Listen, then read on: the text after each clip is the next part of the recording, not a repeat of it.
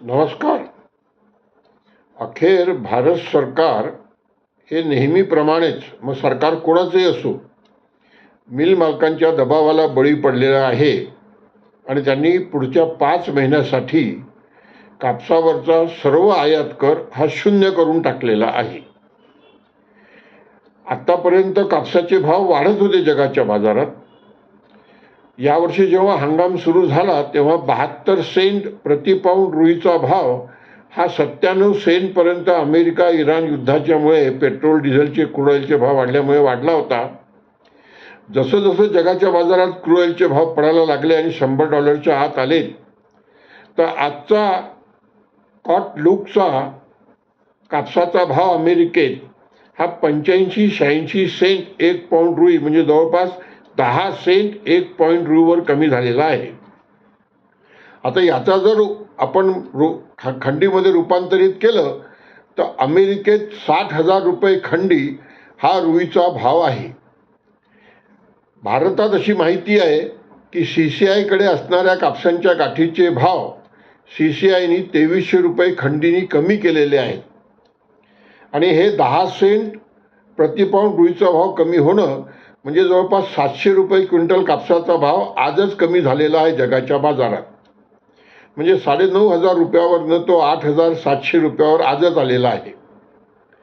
याचा अर्थ असा आहे की जर कापसाची आयात मोठ्या प्रमाणात करून इथे ठेवली तर येत्या हंगामात जी भारत सरकारने, मोदी सरकारने कापसाची MSP ₹8,700 जाहीर केलेली आहे ती सुद्धा बाजारात मिळणार नाही अशी व्यवस्था होईल आणि मग CCI पूर्ण कापूस खरेदी करणार नाही आणि मग यावर्षी जसा कापूस उत्पादकांना कमी भावात कापूस विकावा लागला आणि नंतर तेजी आली, म्हणजे मिल मालक रुईचे भाव वाढले की कापडाचे भाव वाढवतात, पण रुईचे भाव पडले तर कापडाचे भाव काही कमी करत नाही. हा अनुभव आहे. मी इथे पुन्हा एक आकडा सांगतो. मोदी सरकारने, अमित शहानी, आमच्या मुख्यमंत्र्यांनी याची दखल घ्यावी.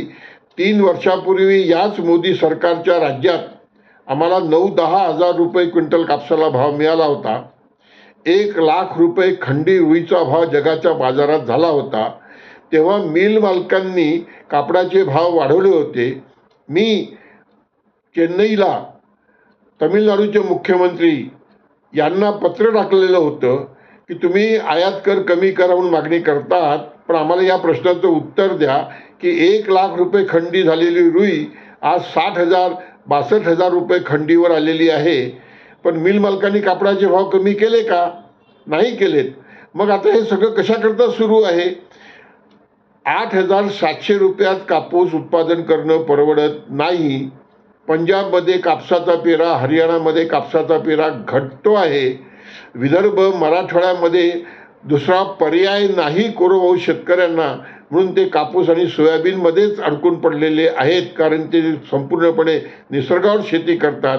आणि अशा पद्धतीने आयात कर कमी करून पुन्हा शेतकऱ्यांच्या शवपट्टिकावर खिळे ठोकण्याचंच काम आणि पातक हे मोदी सरकार करत आहे असं दुःखाने म्हणावं लागतं आहे. एकीकडे नीति आयोगाचे रमेश चंद वरिष्ठ अधिकारी म्हणतात की किसानों की आमदनी दुगनी कर दी. आता MSPच मिळत नाही आणि जी MSP स्वामीनाथन आयोगाप्रमाणे C2+50% नाही, A2FL पण 50% आहे, तीही मिळत नाही.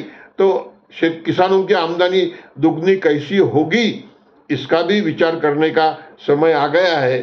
आमच्या आमदार खासदारांना श्रीराम सद्बुद्धी देवो हीच मी प्रार्थना करतो.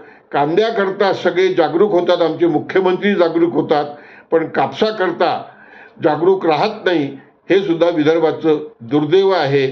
नमस्कार. जय जवान, जय किसान.